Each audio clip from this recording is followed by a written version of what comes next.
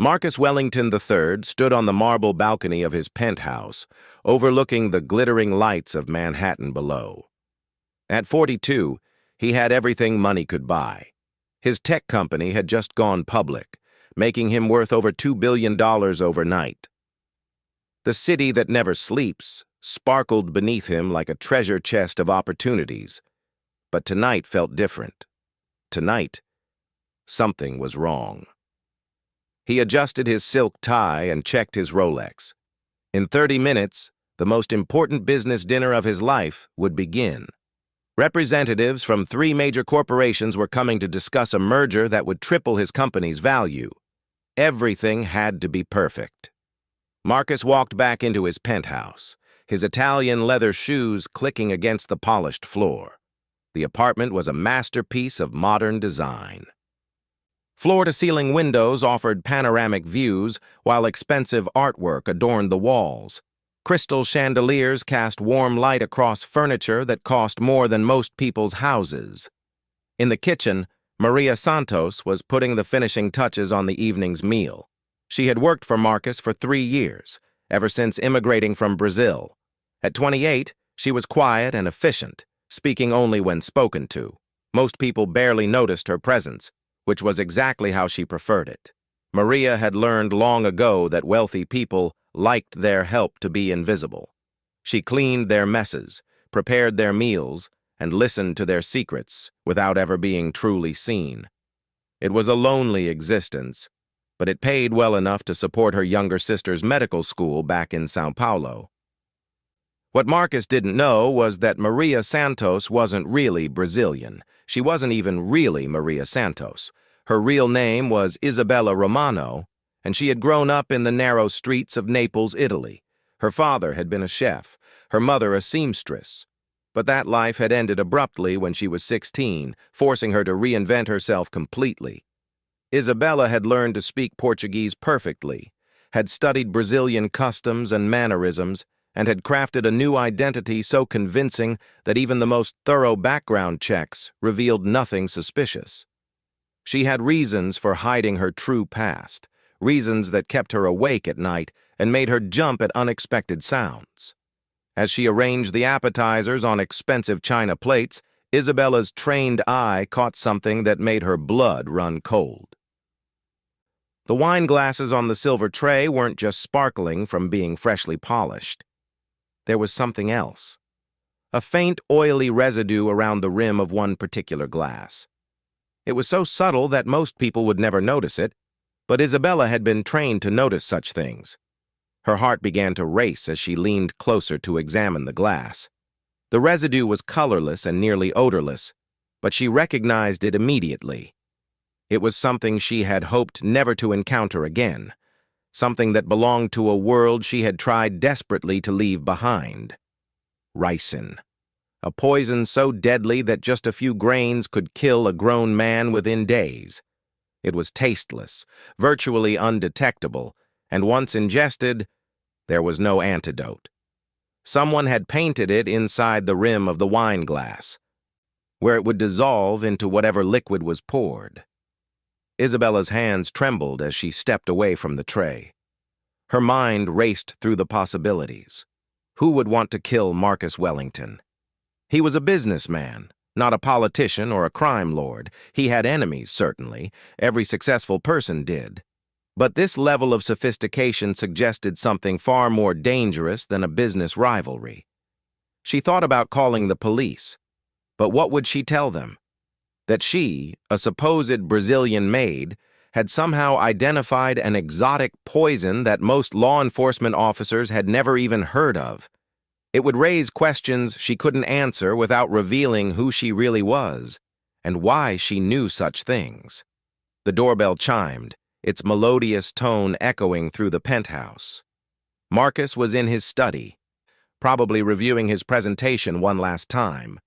Isabella knew she had perhaps 10 minutes before he would emerge to greet his guests and offer them drinks.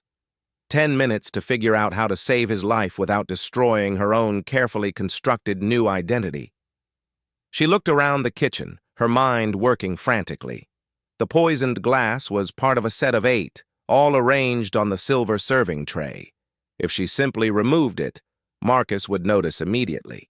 He was particular about details, especially when entertaining important guests, but if she left it there, someone would drink from it and die.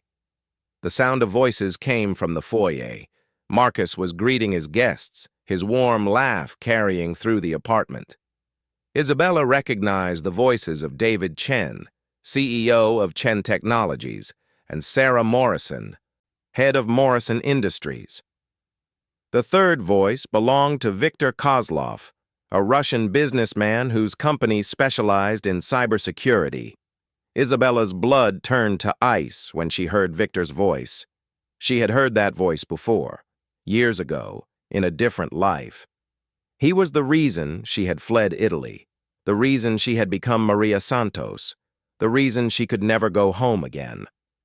Viktor Kozlov wasn't just a businessman. He was a killer, a man who eliminated obstacles to his empire's expansion with the same cold efficiency that he closed business deals.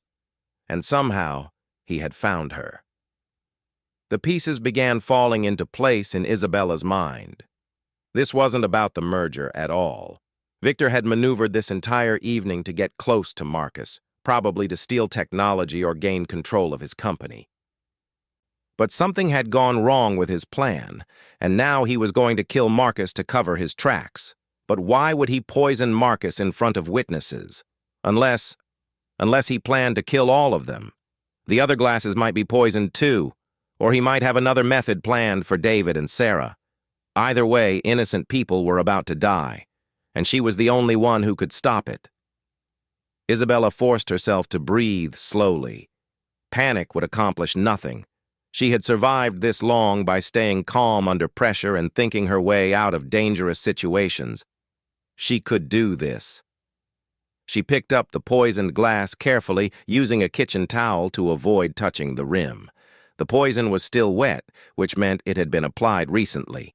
Victor must have done it while she was in the laundry room, getting fresh towels for the powder room.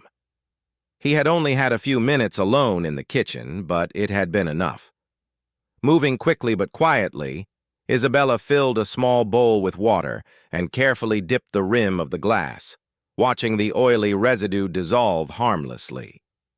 She repeated the process 3 times until she was certain all traces of the poison were gone. Then she dried the glass thoroughly and placed it back on the tray, but in a different position, so she would know which one it was. The voices from the living room were getting closer. Marcus was giving his guests a tour of the apartment, showing off his art collection and the view from his balcony. They would be in the kitchen soon, and he would ask her to serve the wine. Isabella made a decision that could cost her everything she had worked to build over the past 3 years. She couldn't let Marcus drink from any of those glasses, not when she wasn't sure which ones were safe. She had to warn him, but she had to do it in a way that wouldn't reveal too much about who she really was. As the group entered the kitchen, Isabella was placing fresh flowers in a vase, the picture of a dutiful servant preparing for an elegant evening. Marcus beamed with pride as he introduced her to his guests. "This is Maria, my housekeeper," he said warmly. "She takes excellent care of me." Victor's eyes met hers, and Isabella saw a flicker of recognition there, followed quickly by surprise and calculation. He remembered her too, but he wasn't sure what she was doing here. That uncertainty might be the only advantage she had. "Maria," Marcus continued, "would you please serve the wine? I think we'll start with the Bordeaux." Isabella nodded and reached for the bottle, her heart pounding. This was her moment. As she moved toward the wine glasses, she stumbled slightly, catching herself against the counter. In rapid Italian, she whispered just loud enough for Marcus to hear. "Fermati, non berlo." "Stop. Don't drink it." Marcus froze, his hand halfway to his mouth. His business guests were talking among themselves, admiring the view from the kitchen window, but Victor was watching Isabella with the intensity of a predator who had just spotted prey. "What did you say?" Marcus asked quietly. his voice tight with confusion and growing alarm. Isabella's mind raced. She had revealed her knowledge of Italian, which blew a hole in her Brazilian cover story. But there was no going back now. She had to find a way to explain herself without revealing the whole truth. "I said be careful," she whispered in English, her Portuguese accent slipping slightly. "Something is wrong with the glasses." Marcus looked at the beautiful crystal glasses on the silver tray, then back at Isabella's worried face. He had learned to trust his instincts in business, and every instinct he had was telling him that his quiet maid was trying to save his life. "Wrong how?" he asked, stepping closer to her. Before Isabella could answer, Victor moved smoothly toward them, a charming smile on his face but steel in his eyes. "Is everything all right?" he asked. "You both look quite serious." Marcus felt a chill run down his spine as he looked into Victor's pale blue eyes. Something in the Russian's expression didn't match his friendly tone. It was the look of a man who was calculating odds, measuring distances, planning his next move. "Maria was just telling me about the wine," Marcus said carefully. "She's quite knowledgeable about such things." Victor's smile widened, but it never reached his eyes. "How interesting. I wouldn't have expected a maid to know much about wine. Where did you learn, Maria?" The question hung in the air like a knife blade. Isabella knew that her answer could determine whether any of them lived through the night. Victor was testing her, trying to figure out how much she knew and how much of a threat she represented. "My father worked in a restaurant," she said simply, which was technically true. He had owned one, not worked in one, but close enough. "In Brazil?" Victor pressed. Isabella nodded, not trusting her voice to maintain the accent under pressure. Every second that passed increased the danger. Victor was positioning himself between them and the exit, and she could see him calculating whether he could eliminate all four of them and make it look like an accident. Marcus, meanwhile, was beginning to understand that something terrible was happening in his kitchen. The woman he had known as quiet, reliable Maria was speaking with the confidence and knowledge of someone far more sophisticated than a simple maid. And Victor, whom he had met only tonight, was asking questions that sounded more like an interrogation than polite conversation. "Perhaps we should move to the dining room," Marcus suggested, trying to break the tension. "In a moment," Victor said, his hand moving subtly toward his jacket. "I'm quite curious about Maria's background. Tell me, do you have family in Brazil?" Isabella's throat went dry. She could see that Victor was armed, probably with a gun tucked into a shoulder holster. David and Sarah were still admiring the view, completely oblivious to the danger they were in. If shooting started, they would be caught in the crossfire. She had to do something, and she had to do it now. "Yes," she said, her voice barely above a whisper. "I have family there." Victor nodded slowly. "And they're safe, I hope." The threat was clear. He was telling her that he knew who she really was and that he could reach her family if she caused problems. But what he didn't know was that Isabella Romano had no family left to threaten. Everyone she had ever loved was already dead, killed by men just like him. That realization brought a strange sort of peace to Isabella's mind. She had spent 3 years living in fear, always looking over her shoulder, always waiting for her past to catch up with her. But now that it had, she found that she wasn't afraid anymore. She was angry. "Marcus," she said quietly, switching back to Italian. "Questo uomo è molto pericoloso. Chiama la sicurezza ora." "This man is very dangerous. Call security now."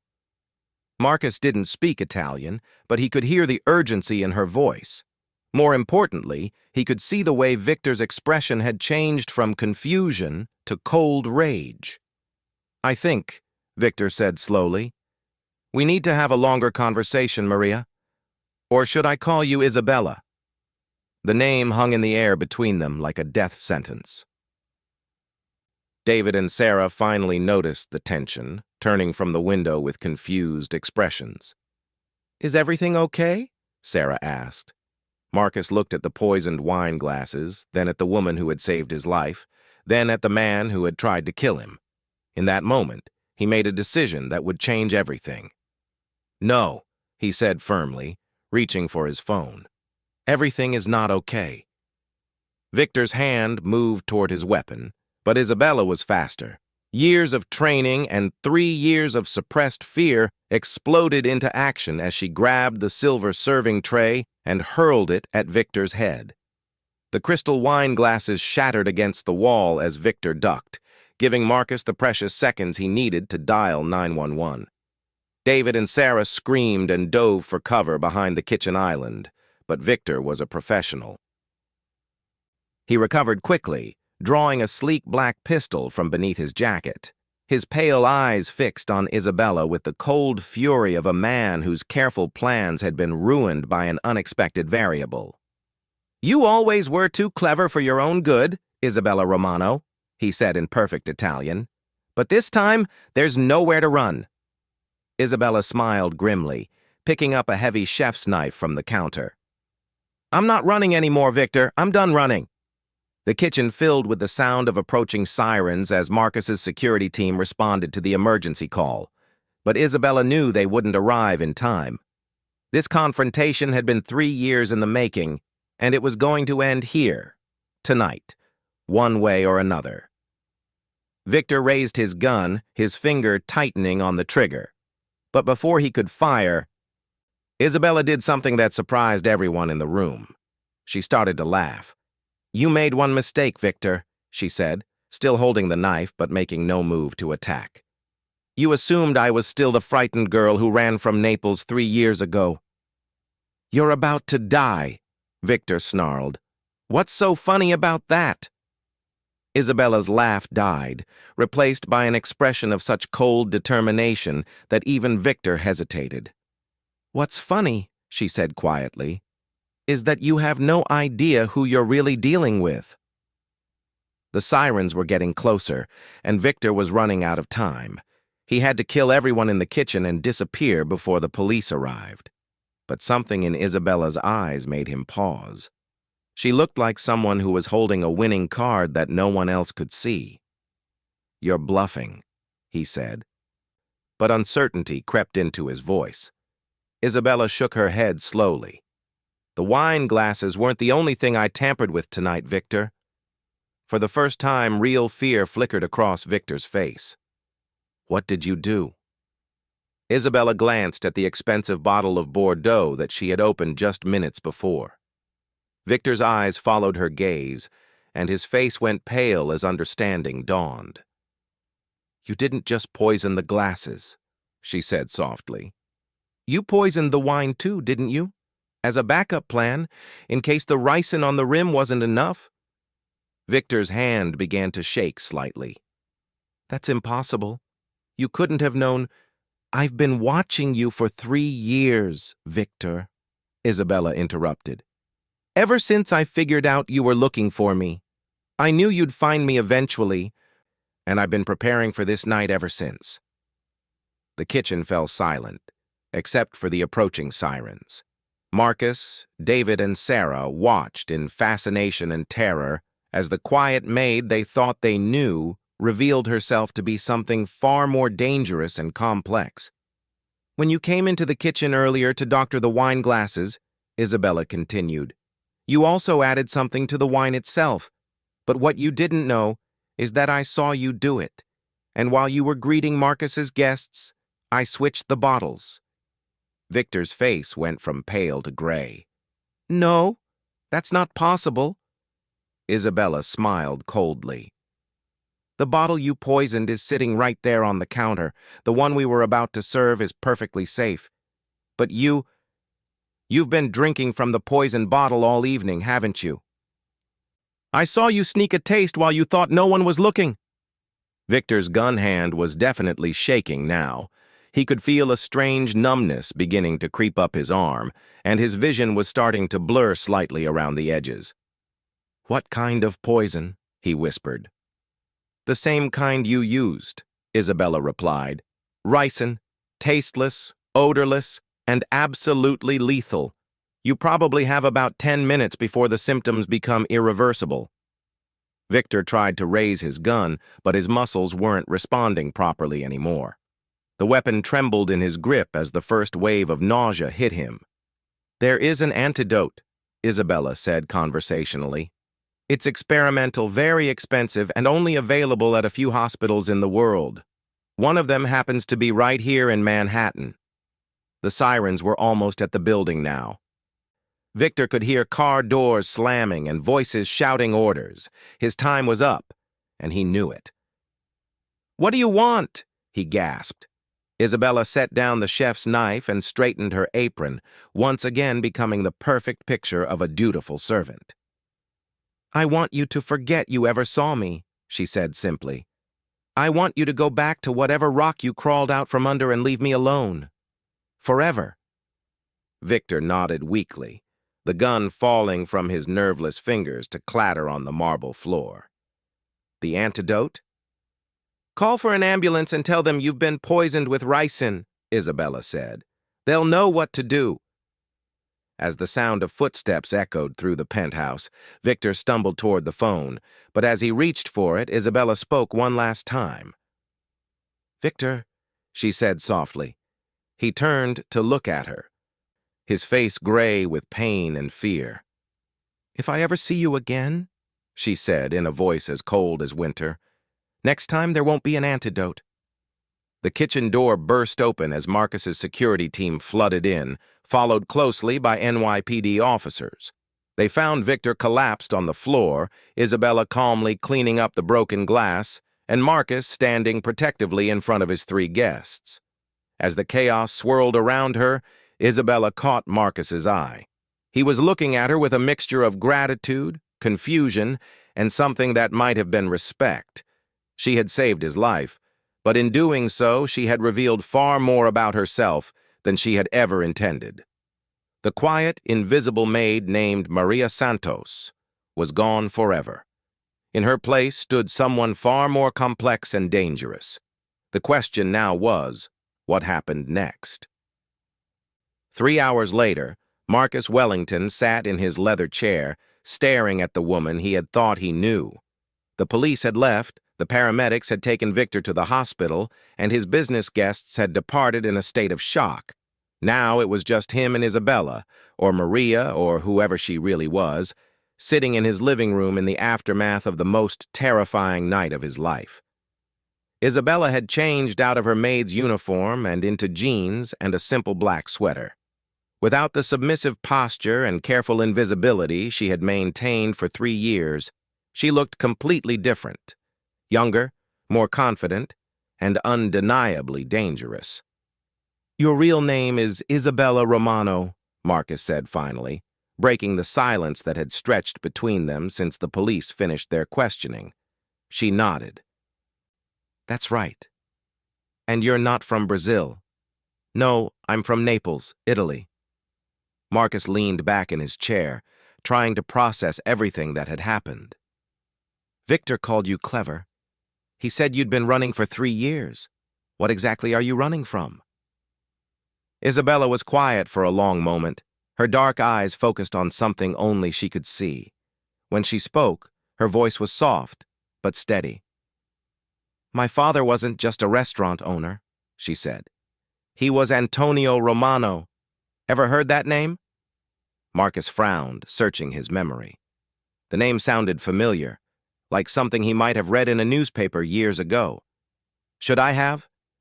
"He was one of the most powerful men in southern Italy," Isabella explained. "Not officially, of course. Officially, he owned restaurants and imported olive oil. Unofficially, he controlled everything that moved through the port of Naples. Drugs, weapons, people. If it was illegal and profitable, my father had his hands in it." The pieces began falling into place in Marcus's mind. "You're telling me your father was in the mafia?" The Camorra, Isabella corrected. It's different from the Sicilian mafia, but just as deadly. My father ruled his territory for 20 years. He was smart, careful, and absolutely ruthless. But he had one weakness. What was that? Isabella's expression softened slightly. He loved his family. My mother, my younger brother Carlo, and me. We were his whole world outside of business. He kept us completely separate from that life, or at least he tried to. Marcus poured himself a glass of whiskey from the bottle on the side table. His hands were steadier now, but he could still feel the adrenaline from earlier coursing through his system. What changed? I grew up, Isabella said simply. By the time I turned 18, I was studying economics at the University of Naples. I was young and idealistic, and I thought I could help my father legitimize his businesses, turn the family money into something clean. That didn't go well, I'm guessing. Isabella's laugh was bitter. That would be an understatement. My father explained very patiently that his empire wasn't built on legitimate business practices, and that trying to change would get us all killed. He had enemies who were held in check only by fear and respect. Any sign of weakness, any hint that Antonio Romano was going soft, and they would move against us. Marcus took a sip of his whiskey, feeling the burn as it went down. But you didn't listen. I was 18, Isabella said defensively. I thought I knew better than a man who had survived 40 years in one of the most dangerous professions in the world. So I started making inquiries. Quietly, carefully, or so I thought. I reached out to some contacts my father had in legitimate businesses, trying to find ways to transition his money into legal investments. And somebody found out. Isabella nodded. Viktor Kozlov was one of my father's business partners.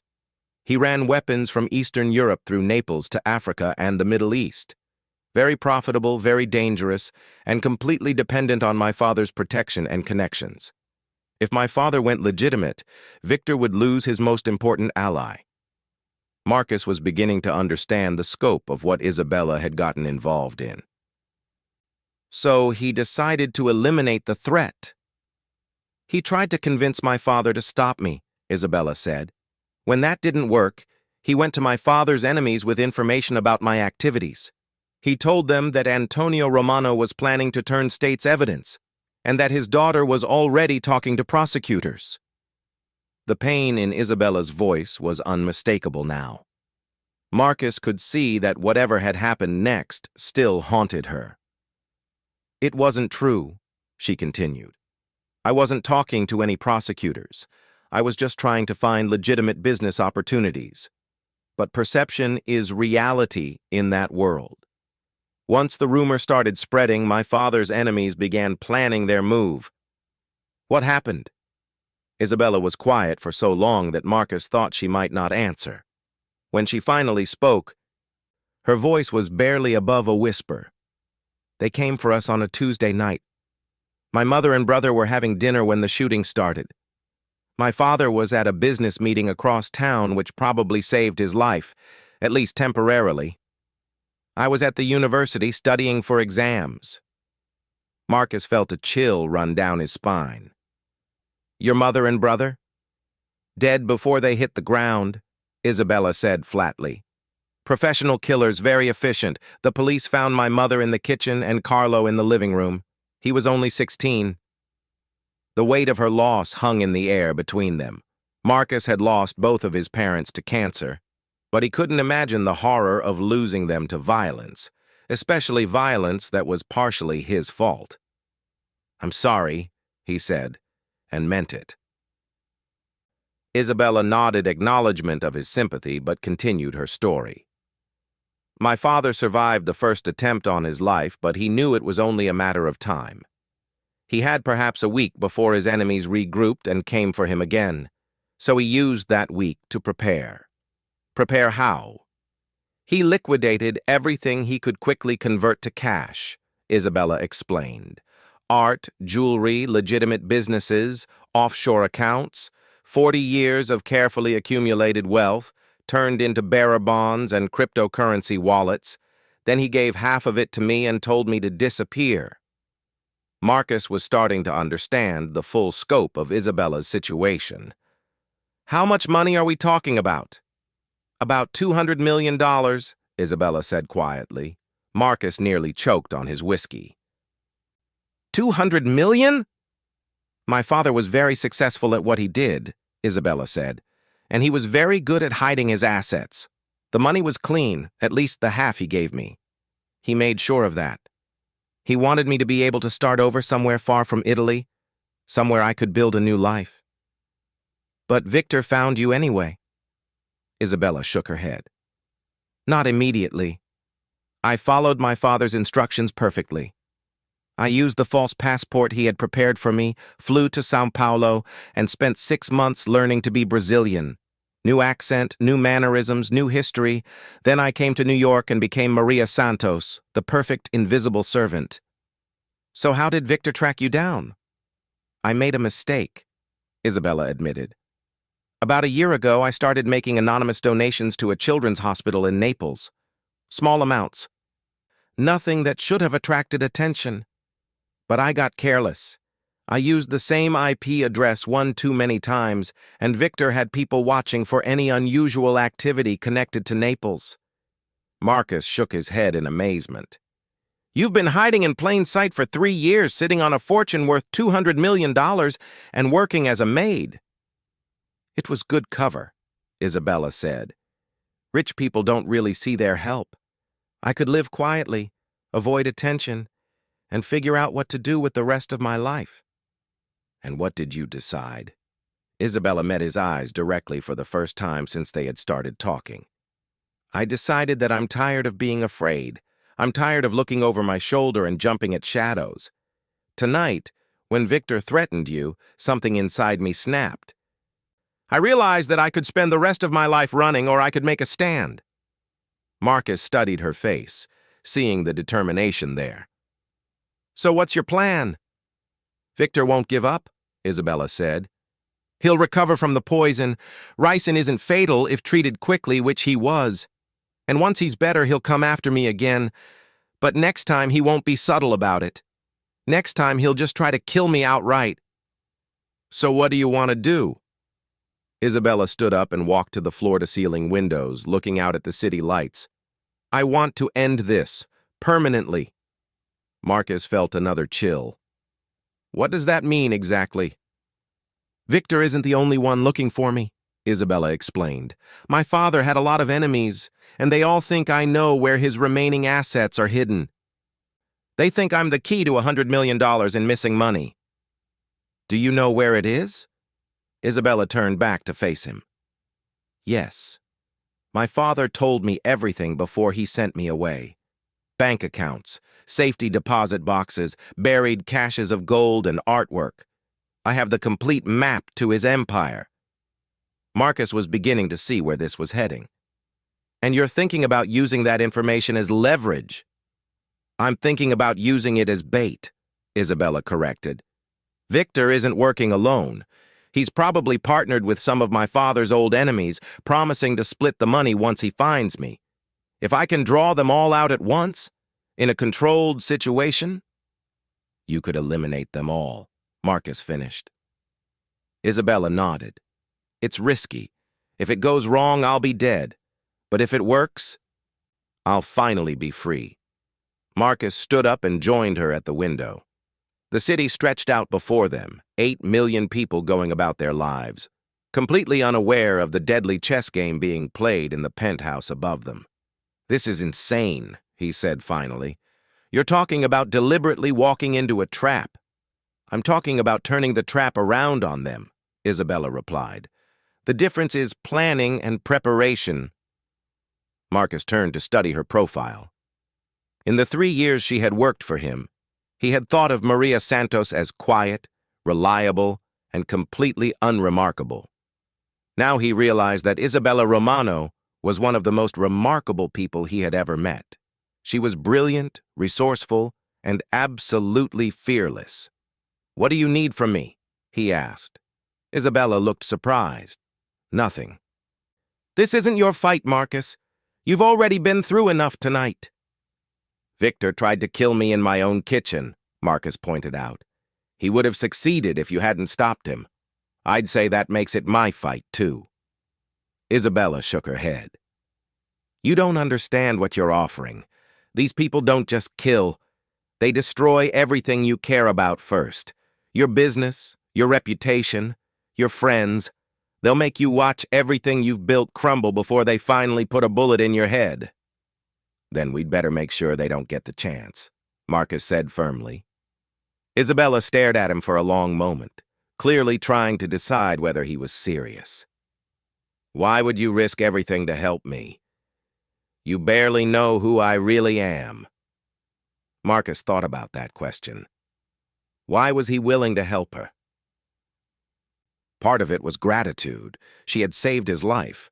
Part of it was admiration for her courage and intelligence. But there was something else, something he hadn't fully acknowledged until this moment. Because in 3 years of working for me, you never once asked for anything extra, he said finally. You never tried to take advantage of your position or your access to my life. You could have stolen from me, sold information about me, or done any number of things to improve your situation. But you didn't. You just did your job, quietly and perfectly, while carrying the weight of your own tragedy. Isabella's eyes softened slightly. That doesn't mean you owe me anything. Maybe not, Marcus agreed. But it means I trust you.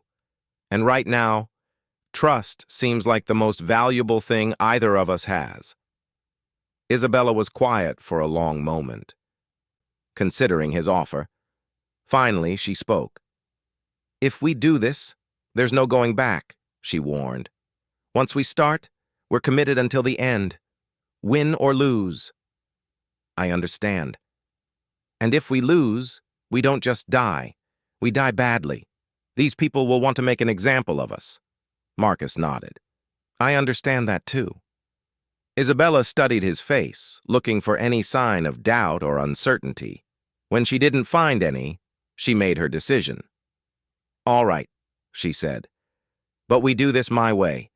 I know these people, I know how they think, and I know what it takes to survive in their world. Agreed. What's the first step? Isabella walked back to the couch and picked up her phone. First, we disappear.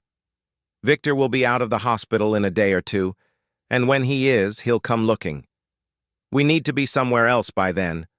Somewhere we can plan and prepare without worrying about assassins breaking down the door. Where do you suggest? Isabella smiled, and for the first time since he had learned her true identity, it was a genuinely warm expression. I know a place, she said, a little island in the Caribbean that my father used for meetings when he wanted complete privacy. It's remote, heavily secured, and completely off the grid. We can hole up there while we put together our plan. Marcus looked around his penthouse, thinking about everything he would be leaving behind. His business, his comfortable life, his carefully ordered world. All of it would have to be abandoned, at least temporarily. How long do we have before we need to leave? He asked. A few hours, Isabella replied. We need to be gone before Victor gets out of the hospital and realizes what happened tonight. Marcus walked to his safe and began pulling out documents, cash, and portable assets. What about your money? The $200 million from your father? Most of it is already transferred to secure accounts, Isabella said. I've been moving small amounts for months, preparing for something like this. I always knew this day would come. As Marcus packed his essential belongings, a thought occurred to him. Isabella? Tonight, when you warned me about the wine glasses, you could have just slipped away. You could have left me to drink the poison and disappeared before Victor knew you were here. Why didn't you? Isabella paused in her own packing, considering the question. Because you were kind to me, she said simply. In 3 years, you never once treated me like I was invisible or worthless. You said please and thank you. You asked about my day, and you always made sure I had everything I needed. That might not sound like much, but when you're used to being invisible, small kindnesses mean everything. Marcus felt a wave of emotion that surprised him. "I wish I had known what you were going through." "If you had known, you probably would have tried to help," Isabella said. "And that would have gotten you killed 3 years ago instead of tonight." As they finished packing, Marcus found himself thinking about the strange turn his life had taken. 12 hours ago, he had been a successful businessman, worried about a merger deal. Now he was preparing to disappear to a Caribbean island with a former mafia princess who was planning to take on an international criminal conspiracy. It should have been terrifying. And it was terrifying. But it was also the most alive he had felt in years. "Isabella?" he said as they prepared to leave. "Yes?" "When this is over, when Victor and the others are no longer a threat, what then? What do you want to do with the rest of your life?" Isabella considered the question seriously. "I've been running for so long that I'd forgotten there might be something else," she said. "But I think I'd like to find out what it feels like to live without fear, to make plans for the future instead of just trying to survive each day." Marcus nodded. That sounds like a worthy goal. They gathered their bags and prepared to leave the penthouse. As they waited for the elevator, Marcus took one last look at the home he was abandoning.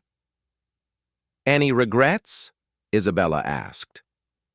Marcus thought about his comfortable life, his predictable routine, his carefully controlled world. Then he thought about the woman standing beside him, brilliant, dangerous, and completely unlike anyone he had ever known. "None," he said. The elevator doors opened, and they stepped inside. As they descended toward the lobby and an uncertain future, Marcus found himself wondering what the next few days would bring. Whatever it was, he was certain it wouldn't be boring. "So," he said as they reached the ground floor, "where exactly is this island of yours?" Isabella smiled mysteriously. "You'll see. But Marcus?" "Yes?" "I should probably mention that my father didn't just use the island for meetings. He also used it to store some of his more interesting assets."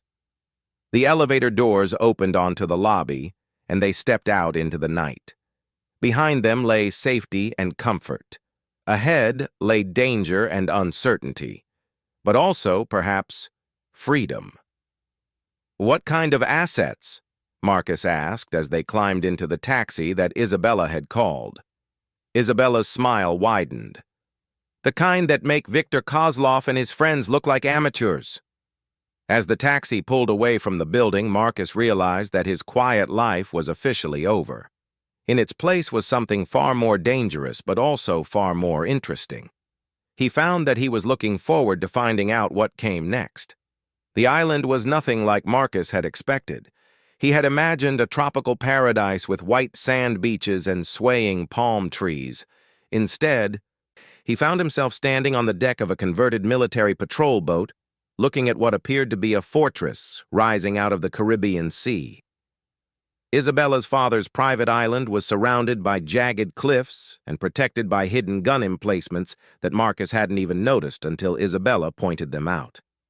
The main building looked like a cross between a luxury resort and a military command center, all steel and glass built into the natural rock formations. "Welcome to Isola del Serpente," Isabella said as their boat approached the private dock. "Snake Island. My father had a sense of humor about his choice of homes." "It's not exactly what I pictured when you said Caribbean island," Marcus admitted, watching armed guards emerge from concealed positions to secure their boat. "Beauty was never the point," Isabella replied. "Security was. This place was designed to be impregnable. The only way on or off is by boat or helicopter. Both approaches are covered by defensive systems, and the entire island runs on independent power and water supplies." As they disembarked, Marcus counted at least a dozen guards, all carrying military-grade weapons and wearing the alert expressions of professional soldiers. They nodded respectfully to Isabella but kept their weapons ready, scanning the horizon for any signs of pursuit. "How many people live here?" Marcus asked. About 30, Isabella said. Guards, maintenance staff, technical specialists. They've been loyal to my family for years. After my father died, they stayed on to protect the island and wait for my return. The interior of the main building was a revelation. While the outside looked like a military installation, the inside was pure luxury. Marble floors, expensive artwork, and furniture that belonged in a palace rather than a fortress. But Marcus also noticed the subtle signs of the building's true purpose: reinforced windows, hidden cameras, and doors that were clearly designed to withstand explosions. Isabella led him to a large office overlooking the sea. The room was dominated by a massive desk made of dark wood and a wall of monitors showing feeds from security cameras placed all around the island. This was my father's command center, Isabella explained, settling behind the desk. From here he could monitor his entire operation: shipping routes, business deals, potential threats. Everything came through this room. Marcus studied the monitors, impressed by the sophisticated surveillance system. How long do we have before Victor tracks us down? Longer than you might think, Isabella said, opening a laptop and typing rapidly. This island is completely off the books. No government records, no satellite imaging, no digital footprint. My father bought it through shell companies and made sure it doesn't officially exist. But Victor found you in New York. Because I made a mistake there, Isabella admitted. Here, on my father's ground, with his resources, I have advantages Victor doesn't know about. She turned the laptop screen toward Marcus, showing him a complex web of financial accounts, shipping manifests, and personnel files. These are my father's complete records, she said. Every deal, every asset, every person who ever worked for him, including a very detailed file on Victor Kozlov and his associates.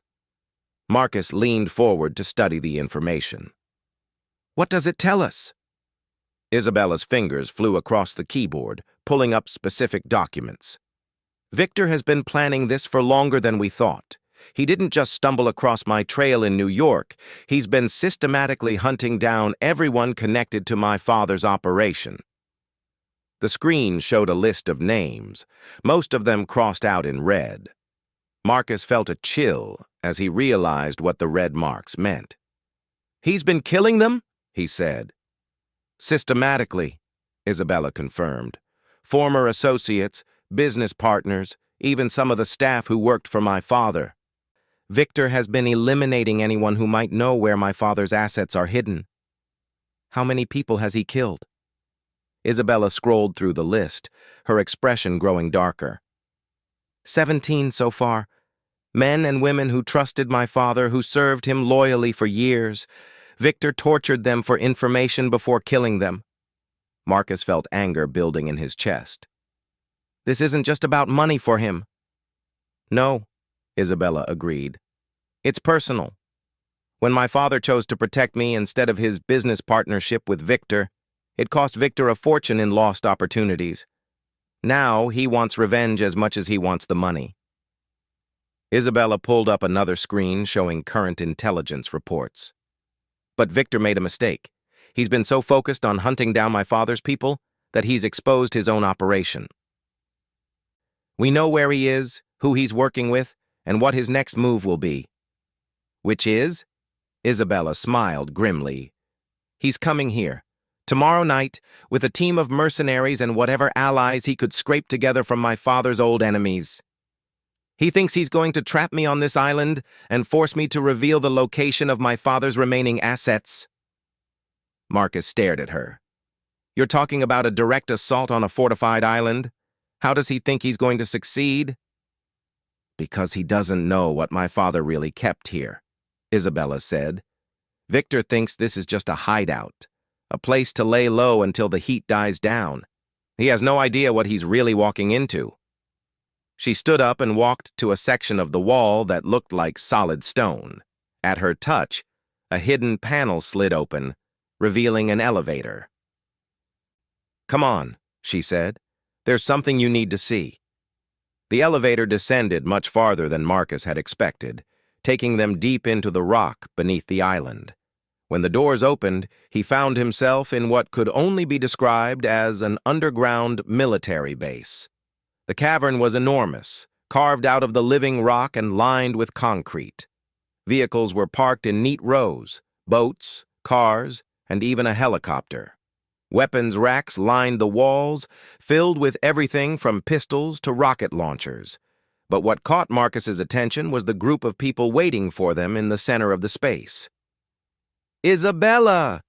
A woman in military fatigue stepped forward, embracing Isabella warmly. "We've been preparing for your arrival.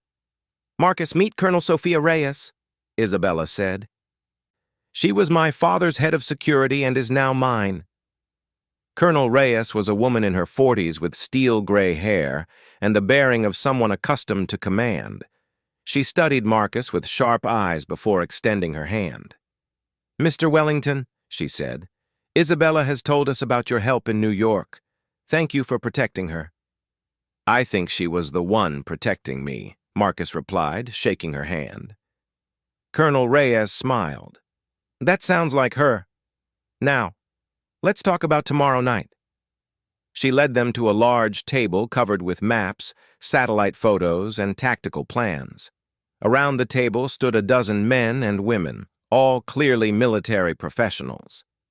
"Our intelligence indicates that Victor will approach from the north," Colonel Reyes began, pointing to the maps. "He has 3 boats, approximately 40 mercenaries, and enough firepower to level a small city. He's confident, possibly overconfident." "Why overconfident?" Marcus asked. Isabella answered. "Because he thinks he's attacking a luxury retreat defended by a handful of security guards. He doesn't know about this." She gestured around the cavern. "My father didn't just hide his assets here. He built a complete military installation." Colonel Reyes nodded. Antonio Romano was many things, but he was never unprepared. This island has been designed to withstand anything short of a nuclear attack. We have early warning systems, defensive positions, and enough weapons to hold off an army. Marcus was beginning to understand the full scope of what Isabella's father had built. "You're not just planning to defend the island. You're planning to eliminate Victor and his entire operation." "Exactly," Isabella said. "Victor has been systematically murdering people I cared about. Tomorrow night, we end this permanently." Over the next several hours, Colonel Reyes and her team walked Marcus through their defensive plan.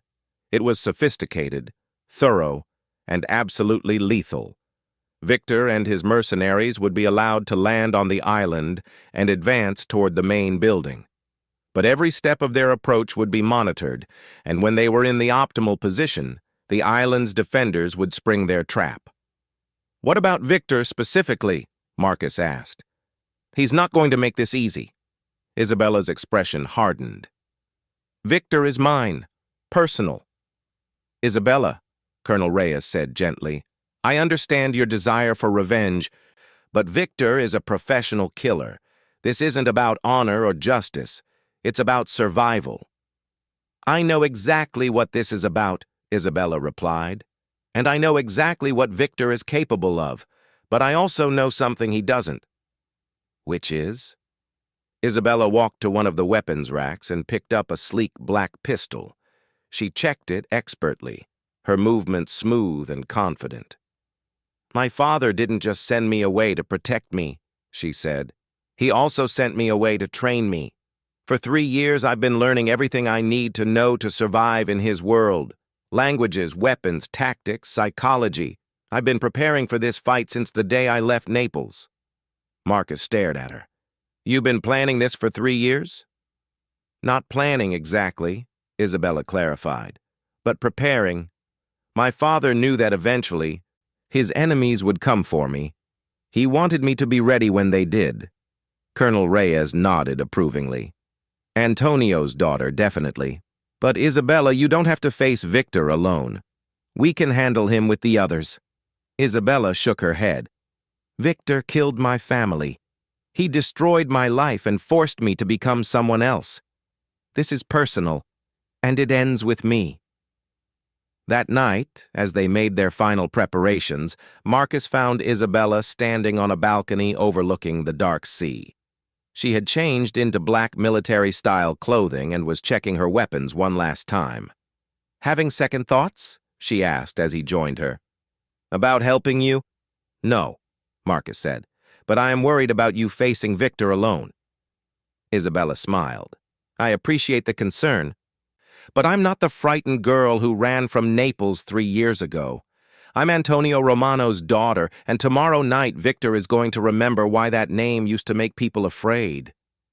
"What happens after?" Marcus asked. "When this is over, when Victor is dead, what then?"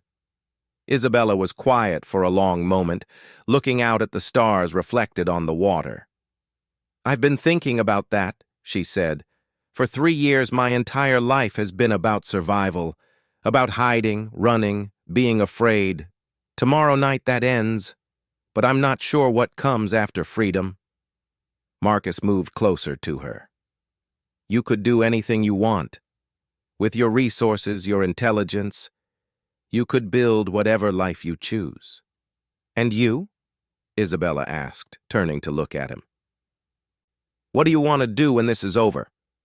Marcus had been asking himself the same question. His old life in New York seemed impossibly distant now. The business deals that had once seemed so important felt trivial compared to what they were facing tonight. "I think," he said slowly, "I want to find out what it's like to live an interesting life. These past few days, terrifying as they've been, have made me realize how boring my existence was before." Isabella smiled. "Careful what you wish for. Interesting lives tend to be dangerous. I'm beginning to think that dangerous might be better than safe and empty." Before Isabella could respond, Colonel Reyes's voice crackled over the island's communication system. "All units, we have movement on the northern horizon. 3 boats approaching fast. ETA 45 minutes. Isabella's expression immediately shifted into focus. The gentlewoman Marcus had been talking to disappeared, replaced by someone cold and determined. "It's time," she said. The next 45 minutes passed in a blur of activity. Guards took their positions, weapons were checked and rechecked, and Marcus found himself equipped with body armor and assigned to a defensive position in the main building. "Stay here," Isabella told him as she prepared to move to her own position. "Whatever happens, don't try to help. This is what we've trained for." Marcus wanted to protest, but he could see the steel in her eyes. This wasn't the time for noble gestures or romantic heroics. This was war, and Isabella was a soldier preparing for battle. The attack began at exactly midnight. Victor's boats approached under cover of darkness, their engines muffled to avoid detection. But the island's sensors had been tracking them for miles, and Colonel Reyes's team was ready. Marcus watched the battle unfold on the security monitors. Victor's mercenaries advanced up the cliffs, moving professionally but walking straight into carefully prepared killing zones. The island's defenders picked them off systematically, using superior position and firepower to devastating effect. But Victor himself was nowhere to be seen on the monitors. Marcus realized with growing dread that the man had somehow separated from his main force, probably planning a different approach to the island. His fears were confirmed when Isabella's voice came over his radio. "Victor's in the main building," she said calmly. "He came up through the old smuggling tunnels. I'm going after him." "Isabella, wait for backup." Colonel Reyes's voice responded immediately. "Negative. This is personal, remember?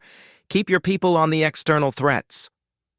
Marcus felt his heart racing as he realized that somewhere in the building, Isabella was hunting the man who had destroyed her family. He wanted to help, but he knew that his interference could get them both killed. The building fell silent except for the distant sounds of gunfire from outside. Marcus watched the monitors trying to track Isabella's progress, but many of the interior cameras had been disabled. Then, through his window, he saw a flash of light from the building's upper floor. A gunshot, followed by another. Then silence. Marcus waited, every second stretching like an hour. Finally, Isabella's voice came over the radio. "This is Isabella. Target eliminated. Victor Kozlov is dead." The relief that flooded through Marcus was overwhelming. It was over. After 3 years of running, hiding, and living in fear, Isabella had finally faced her past and won. The cleanup took the rest of the night. Victor's surviving mercenaries were either captured or had fled back to their boats. The island's defenders had suffered only minor casualties, a testament to their superior preparation and training. As dawn broke over the Caribbean, Marcus found Isabella sitting alone on the dock, looking out at the sea. She had cleaned up and changed clothes, but he could see the exhaustion in her eyes. "How do you feel?" he asked, sitting down beside her. "Empty," she said after a moment. "I thought I'd feel relief or satisfaction or closure, but mostly I just feel empty." Marcus understood. She had spent 3 years focused on survival and revenge. Now that both were accomplished, she was facing the question of what to do with the rest of her life. "What now?" he asked. Isabella turned to look at him, and for the first time in days, her smile was completely genuine. "Now we figure out how to build a life worth living," she said. "Together, if you're interested." Marcus felt something warm and hopeful bloom in his chest. "I'm very interested." "Good," Isabella said, standing up and extending her hand to him, "because I have an idea about what to do with my father's money, something he would have approved of." "Which is?" Isabella's smile widened. "We're going to help people who are running from things they can't fight alone, people who need a place to hide while they figure out how to take their lives back." Marcus took her hand and stood up, looking at the fortress island around them. "Turn this place into a sanctuary?" "Something like that. My father built all this to protect his criminal empire. I think it's time to use it to protect people who deserve protection instead." As they walked back toward the main building, Marcus found himself thinking about the extraordinary turn his life had taken. A week ago, he had been a successful but bored businessman. Now he was planning to help run a secret sanctuary for people fleeing dangerous pasts. It was crazy. It was dangerous. It was completely unlike anything he had ever imagined doing with his life. He had never been happier. "Isabella," he said as they reached the entrance to the building. "Yes? Thank you for saving my life, all of it, not just the part with the poison." Isabella stopped and turned to face him fully.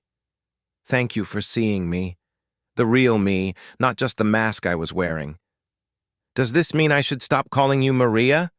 Isabella laughed, a sound of pure joy that echoed across the water. "I think Isabella will do just fine from now on."